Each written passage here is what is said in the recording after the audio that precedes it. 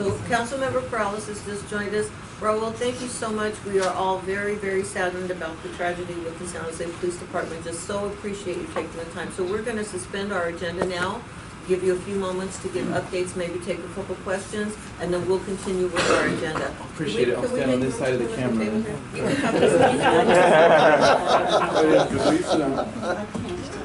Fast learner. No, you said that.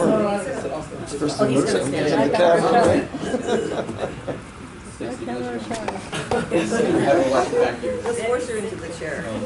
I appreciate the pause in the meeting, and I'm assuming by now obviously everybody's heard of the tragedy that occurred last night at the police department. It certainly hits me very close to home, not just what I knew, and then obviously the entire department.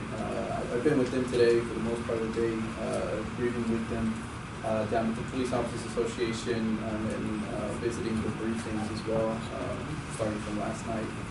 So it's certainly been tough. I did actually spend most of my day with them. I canceled everything, and the only thing that I wanted to make sure that I made an appearance was here today, because I had already postponed this from last week, so I won't be seeing you guys again until next month. And so I wanted to make certain of that. Lucila is here. I think we did introductions, I'm assuming so, but for those of you that hadn't gotten the introduction or hadn't heard the introduction from me before, we're very excited to have Lucila on our staff. As I told you guys before, we're going to be introducing new staff members at the CLC meetings, and then they'll also be on a rotation as well to be here, since you're all coming from the different neighborhoods in the district, and we can't have every staff member here once a month. We will have them rotate, so you'll be able to see it at one point one of your staff representatives. But Lucila and I actually met at the beginning of my campaign. She formerly worked with my girlfriend at Siren, and I was looking for somebody to run my campaign as the manager. And so she came on board, and we got to meet and certainly know each other. She spent a long part of her life last year in my garage, and it's a big reason as to why I'm here, and we were successful in the campaign. So it was exciting to be able to have her on our team, and she is currently part-time, and we can't wait for her to be full-time in a couple weeks. So we'll be seeing a lot more of her. So she'll be here to the remainder of the meeting. She made sure that the meeting was set up, the room was taken care of, normal from our office, make sure the pizza was ordered, and so we still want to make sure everything was taken care of.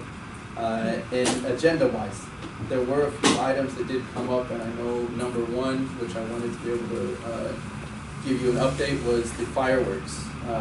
It's no longer going to go to the priority setting as where it was last year, and it died.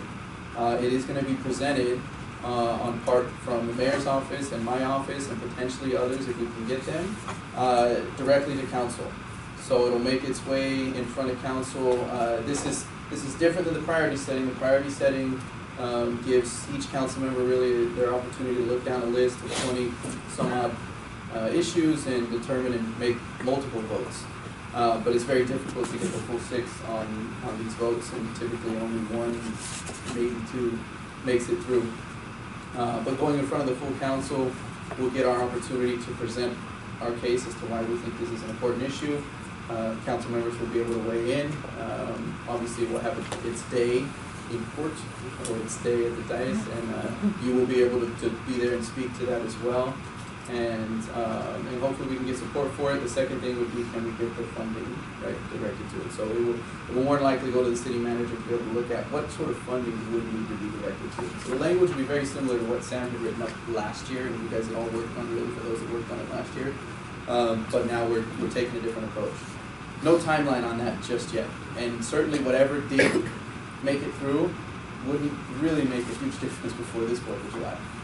Because if we are able to get the results that we want, that would be namely somebody else being able to cite on these violations of illegal fireworks usage.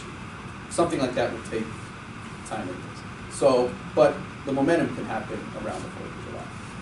And that was really the only update that I wanted to bring to you in regards to that. So I'll leave it now for questions before I. Can you give me a brief idea about how many minutes you can spare us that can kind of help me direct the flow of questions? I can stick around. I'll stick around for 10, 20 minutes depending on how the questions go. So I just have a comment. Last 4th of July, people were shooting all sorts of fireworks and everything, but there were 3 helicopters out there, and they were coming down low. So it stopped for a while when the helicopters were out. Wow. But I don't know if those were police helicopters or what was happening with that. Yeah, I don't know either what helicopters were doing. San Jose PD only has one. Yeah, there were 3 there, I don't know where they came from. Local sheriffs only have one, so. Helicopters Maybe for the news- hire, it could've news been- media. Could have been the news, yeah, so, yeah. Yeah. Well, that's an idea, get them out there with the They helicopters. swarmed, I mean, they really swarmed close to the holes. I don't know what's the They place might on have been it. out there because there was the fireworks going on. I don't know what the safety regards are in that. Okay, well, here's a clue, don't all helicopters have some kind of call letters or whatever? See if you They can do. capture those and It then was we not, can. it was dark. Well, I we can't get our see that well in the searchlights out. daylight, Okay. because I see it at night. No clue, yeah, sorry. Okay, Yeah. well, that's one idea. See, Paul, you had your hand up? Okay, the shooters and the officer, I really feel bad about that, but we've been having shooters all over the place. They're affecting people, so that's in the apprehended pizza parlor. Alamo over there, somebody was attempting to suicide, so he decided to pull down a knife or something on the police and they shot him. So a lot of these things are people that are desperate, a lot of these things are, things that shouldn't be going on. It's just what's happening in the streets. Was there, Because I understand there's a lot of gang activity too, which is also going on. was there a question in there, Paul, or just a The comment? question is, what are they working on? I know they're short of police, and that creates a problem for you already. You didn't have a backup for that officer, I understand. So that put him in a vulnerable position. That's not true, but what are we working on in regards to the police department or staffing or? We can spend a long time. And that's a major issue. So, certainly, there's this, I can maybe give you a better briefing on the actual incident itself last night, so then if there was any confusion on that. And then give you an idea on what it is that we're trying to do, because we actually could have made some ground today, had not have been for obviously the tragedy last night. So the facts of what happened last night and stuff will obviously still come out as you follow some of the news media, certainly following stuff that comes out from the police department will be more factual than stuff that you may hear from social media blogs. But it was a suicidal and the suspect did have mental illness, was potentially also either drunk, intoxicated, or on drugs, and had made threats of committing suicide and or killing his wife. And as the officers arrived, knowing that there was the report also that he had weapons with him, there were 4 officers that showed up on that scene, and they were intending on doing what's called a surrounding call out, where they'll stage around the area, get more officers, eventually try to call the person out.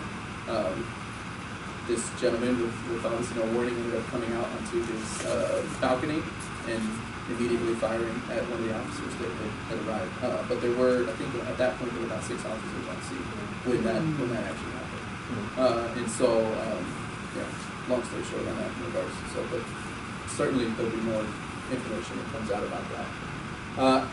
In regards to today and being able to have some progress with the police department, over the first few months, and this is all, a lot of this work has been done behind the scenes just from the sensitivity of obviously the negotiations with the police department, the history given poor negotiations for the last couple of years.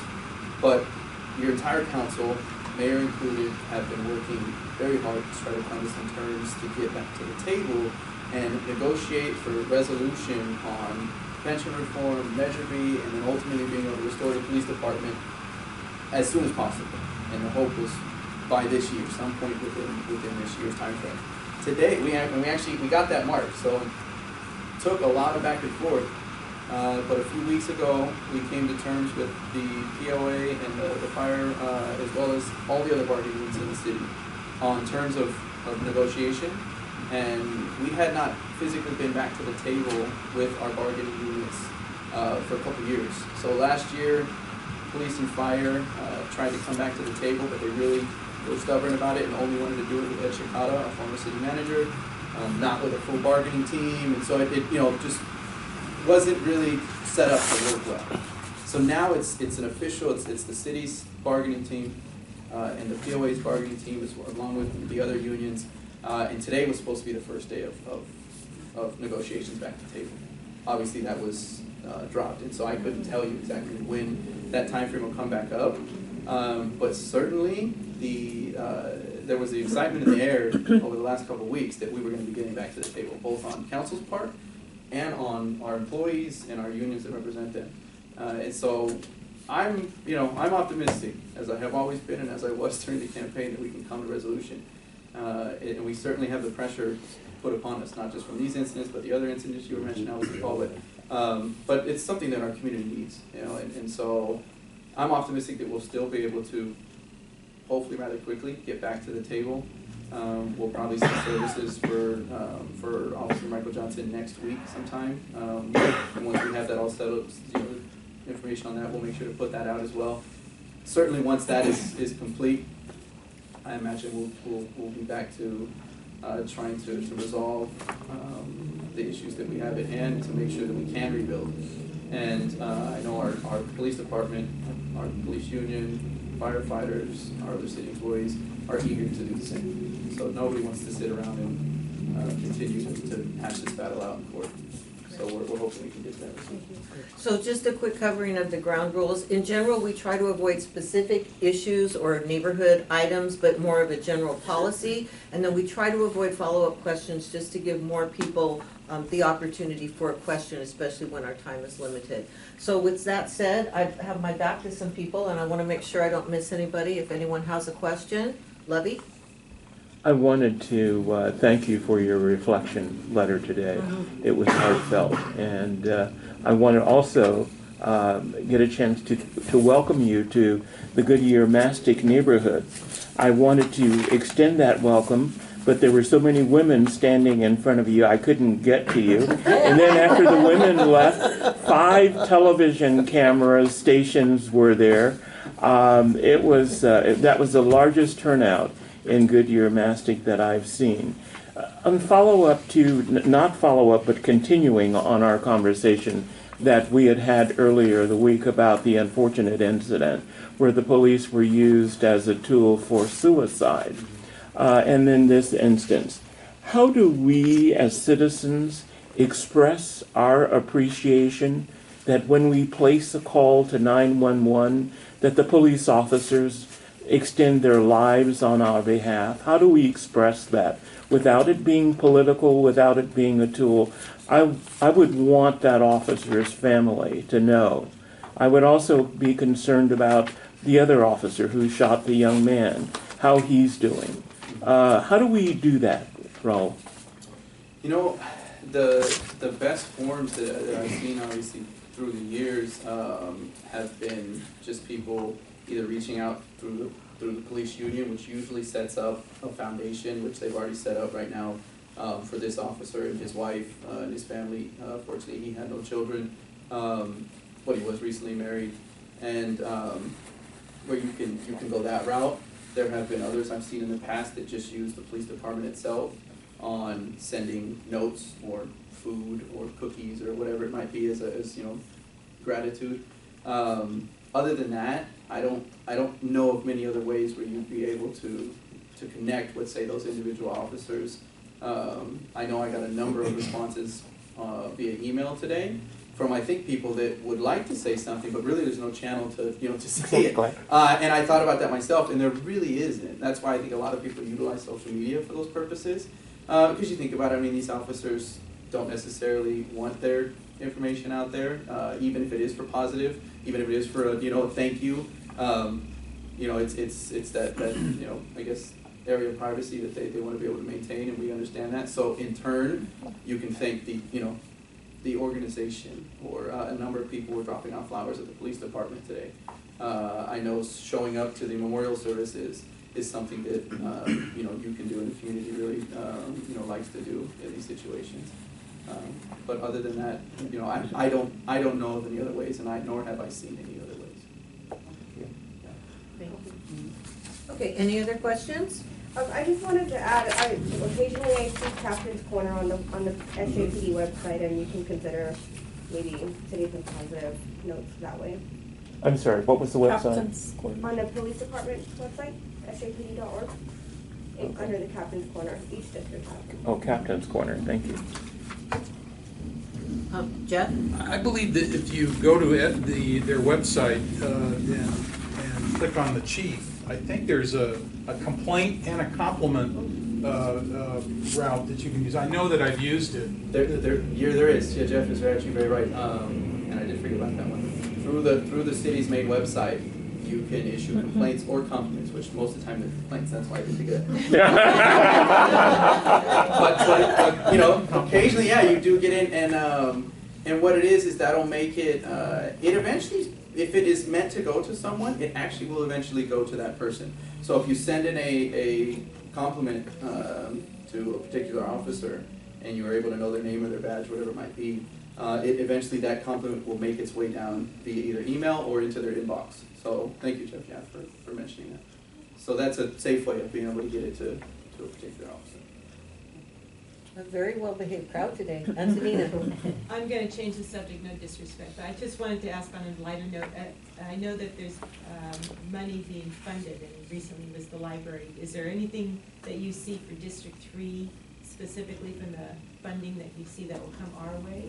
Yeah, so there's a couple things for you guys to have your eye on. The most important things will be about $2 million. Well, it's $250,000 per council district. But it's $2 million pot that the whole city kind of is the mayor is dividing up and allowing for the council districts, if they so choose, to bring to their to the district, to the constituents, and say, you know, if you want to engage in the participatory budgeting. And so that's the biggest thing I think that we should be aware of here. They were asking for a guinea pig, if you will. So that could be something, if you guys wanted to vote on that today, if you guys wanted to be we wanted to be the guinea pig district. There's a lot of work that's going to go into that, obviously, and there's going to be, you know, tug and pull on regards to where do we, you know, it's not much money, and certainly I imagine a lot of people are going to have a lot of ideas in regards to where that goes, but I'm willing to do it if you're willing to do it, and the mayor's looking for an office to engage in it. A lot of other offices right now are looking to pile that money back together, give it back to the mayor, but have it used for one specific thing. Most people are saying roads, the pavement maintenance. You know, $2 million, get us back to pavement maintenance. Quite frankly, that could be something that we decide on here as well. If we as a CLC say, you know what, we think pavement maintenance as well, but we'd rather like to see that $250,000 specifically spent in these few streets. So, you know, we could still fit that $250K into the $2 million equation if we wanted to. So I'm willing to do that if you guys are interested in doing that. That's the one thing I think that's the most important one. Secondly would be the other items to see on the budget that I'm hoping to see go through. St. James Park revitalization, which is the money that we utilized last year to basically get rid of the fees, the permitting costs of being able to do an event in St. James Park, which helped with the activation last year. We saw a lot more events in there. We saw, you know, summer in St. James, the games in St. James. You know, we had one instance that didn't go out so well. That was the Sriracha Festival with all the electronic music. So that one we're changing this year. Actually, they're getting rid of all the electronic. They're getting rid of all that the electronic music, and they're just doing the Sriracha Festival. So it's going to be more of a food event. But otherwise, it went really well. We heard a lot of, you know, great compliments in regards to how the park, you know, looked and felt last summer. So with the little bit of funding that we do have this year, that's something that I push to see if we can get that again. That won't be ongoing funding. Eventually, we will get back to a place where we're having to recover some of the cost of doing those things. But meanwhile, while we want to change the dynamic of St. James Park, we have to put in our part. So that's one of them. The other thing is the downtown foot patrol. So I don't know why, especially being a big city, we've never had a set foot patrol unit. You go to other major urban cities, you have foot patrol officers, but that's just that's their whole job. And we brought that in as a pilot project last year, where we had rotating officers on foot patrol, team of usually 5 to 7. It was only Monday through Friday, 8 to 5-ish, hours 9 to 6, and but it was very successful, especially during the business days, just to have these officers walking around on foot, engaging with business owners, eating at their business, or talking with them, taking certain report crimes right there for them as opposed to having them have to go to the police department.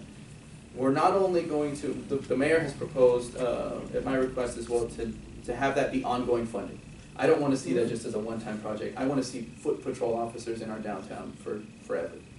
And I'm also trying to see if we can't, with that program, get, one of the ideas that we have is to get a makeshift substation right at the Fountain Alley area, where we have a ton of problems, where we can team up with potentially sheriffs and BTA, and we can utilize that as a hub. And that's obviously a bigger project, but that's kind of the idea, is to, if you've ever been to Times Square in New York City, one of the things that they did is they put a little makeshift shaft police station right there in the middle of Times Square. Why? Because of all the instances of issues, crime, and the tourists that were coming in and getting taken advantage of. So they said, what better to do than have our officers that are set to walk around here, have that be their hub. And it does. Just that hub deters crime. But then knowing that that's where the officers are always going to be, deters crime. And certainly, I'll volunteer my garage. You guys can set up. And you have plenty of activity. so there's a lot that could go into that. Obviously, we do have to locate space, but that's one of the ideas. There are a number of other issues that will affect us, but not so specifically just D3. CSOs, the Community Service Officer Program, we're going to double that, which is great. And it was, anytime you change over or take responsibility away from one entity, they're nervous about it.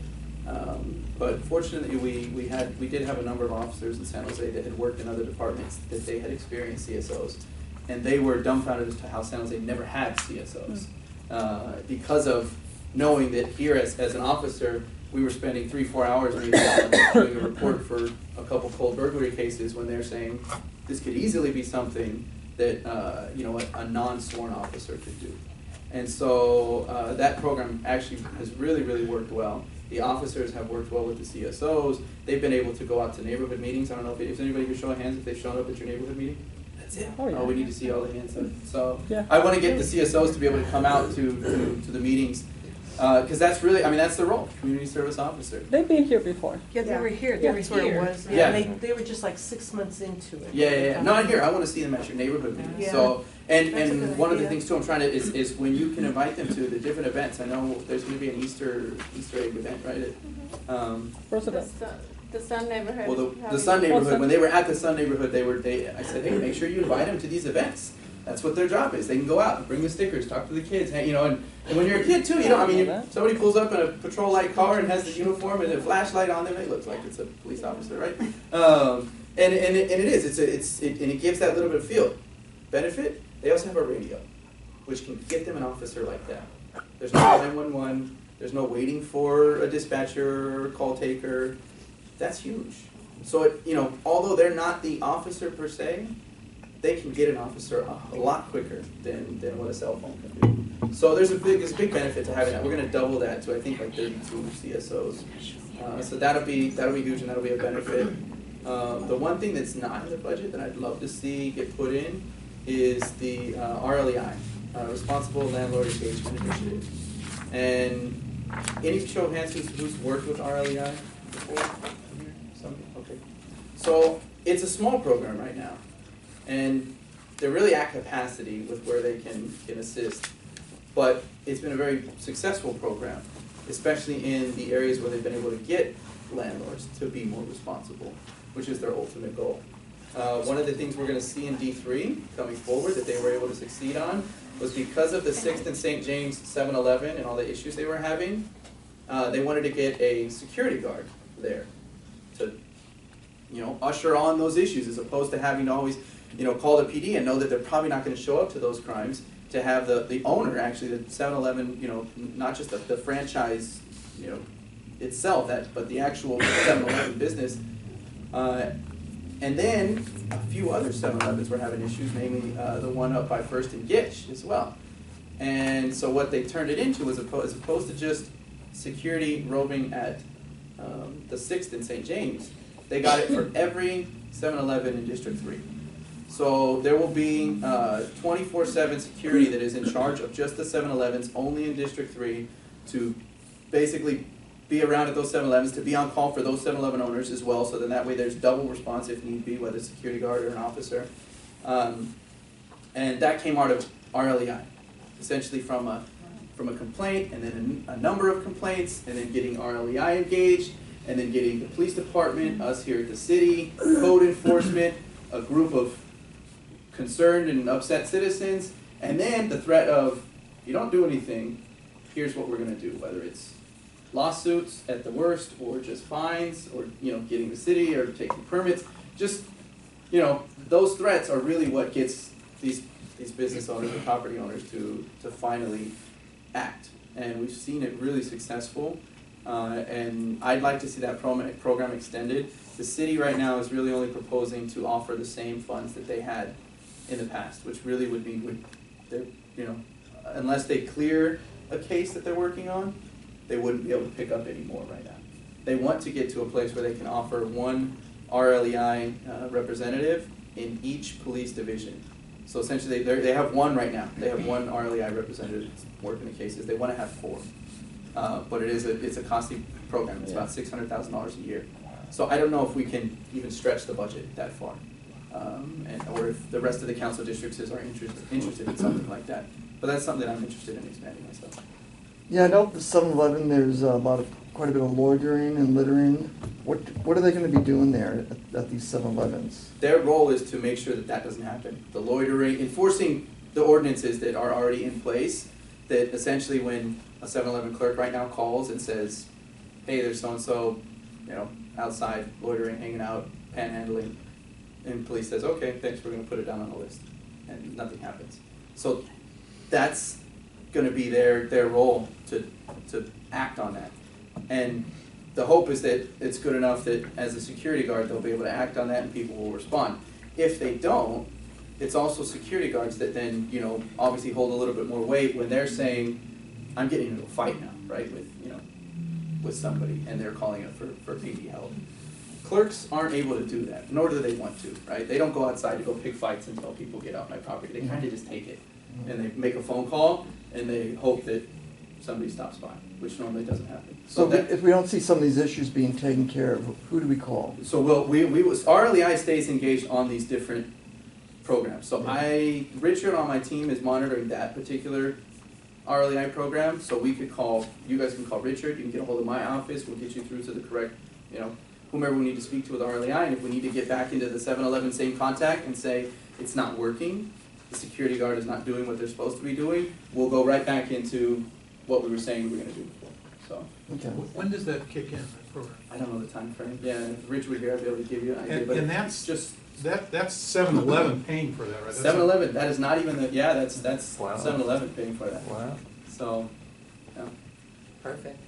Okay, let's see, we have, Oh, do you have I'm something? sorry. I just wanted to add, because you were discussing about the budget, that we do have our own District 3 budget hearing, budget Oh, yes, meeting budget meeting. happening on May 14th from 6 to 8 p.m. at the Roosevelt Center. And we will have translation in Spanish and Vietnamese, so if you can spread the word to your neighborhoods as May well. 14th? May 14th, from 6 to 8 p.m. And we will have staff explain the budget, and then a little bit more detail. And Okay, these are the same budget hearings that are mandatory to happen every year. They tend to happen at Roosevelt as well, and we pick the same location. City manager comes out, mayor will come out, they'll explain their ideas on why they put what they did in the budget. I will be able to explain mine as well, and then we'll be able to engage in some. okay, one last question, Levy? In extending the foot patrol officers, beat officers, we had great inroads in neighborhoods with having an officer that was there, that knew us, we knew him or her. It was just a good rapport that was established. Then all of a sudden, within 90 days, they're out of there. And there's a new person in, there's no briefing, there's no introduction, there's no, I'm sure this is not new. Any response to that? Yeah, that's been a concern that I've heard myself right from the community. and that I agree with over the years. The 90 days is not traditional. It's a 6-month shift change, but you may not meet your officer until 90 days in, and then you really only know them for another, the second half of their shift. And so the 1-year shift change has been brought up numerous times. I myself would be in favor of that, but I would also get backhanded by the officers that I used to work with that are completely against it for whatever reason they may be, if we don't resolve these other issues first.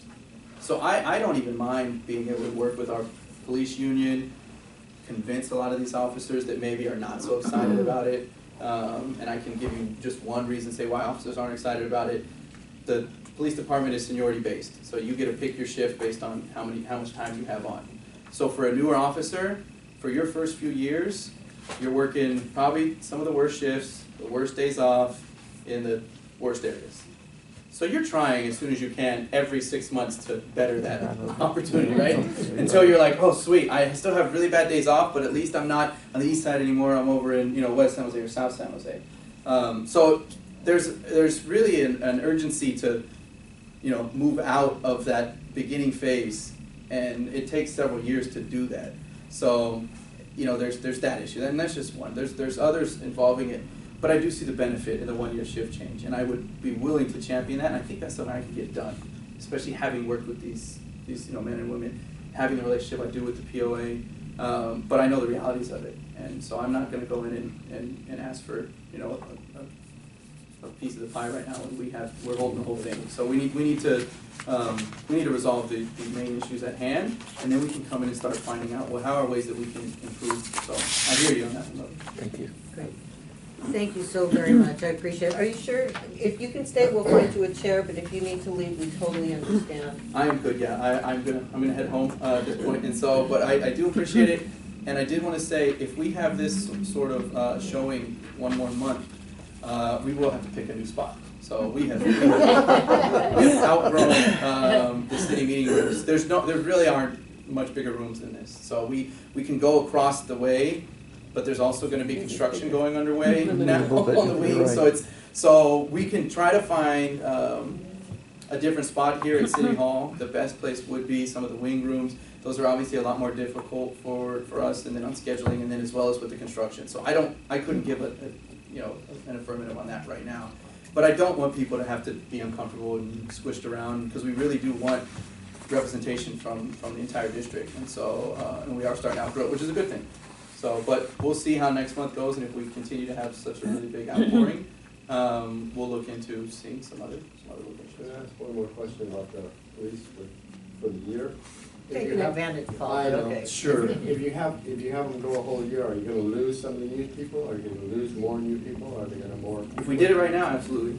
Yeah. If we did anything right now that was other than resolving our issues at hand, then we would lose people. But no, I don't think in the future. I don't think we would lose them at all. Or you were saying it would be hard for them to be working in the same area for that long. It would be painful like any change is initially, but it's not a deal breaker. Lucy, Thank you. Yeah. Great. So thank you again Okay. so very much. We Yeah, appreciate your thank you. taking. Thank you. Thank you. Enjoy the rest of the meeting. So thank you all for being here. So. Thank you. Thank you. You know Hopefully what get I'm a saying little is that- rest.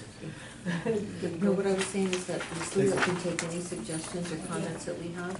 So just a reminder that Lucia is here, so any suggestions, any comments, now that Raul has to leave, you can always pass those on to Lucia, and she's gonna be providing him a report out. So that's another avenue that we have. You guys did really good with respecting this time, so thank you very much with that. Okay, so resuming our agenda, and just one thing. So one sign-up sheet ended up in front of me. Yes. If we could make sure the other one circulates, I might count the number of names on these sheets and the number of heads and say they better match up, that Do you I'm have not it? threatening. Do you mind just send it and bring it over? Yeah, and then also there's a couple of people that came in. I know we all know George, but there was a couple of folks that came in after. If you'd like to introduce yourselves before we resume the agenda. Well, I think he's coming back because he's with that young man. Yeah, it's my first time here. Just kind of here to observe. My name is Axi Garcia. I'm a student at San Jose State, and CJ, a co-worker, invited me to be part of the meeting just to experience it. So Great, and I'm sorry, how do you pronounce your first name again? Axi. Axie, okay. Exactly. Welcome, welcome. And then, of course, George, our vice chair. Nice to see everyone again. Yeah, I guess that was the introduction. George! Hi, our vice George. chair. Yeah. Okay, so- Cheers. Hi, George. So actually, we are doing great on time. We will actually have time for announcements if everybody sticks to the agenda. So we're gonna keep a close eye on the clock.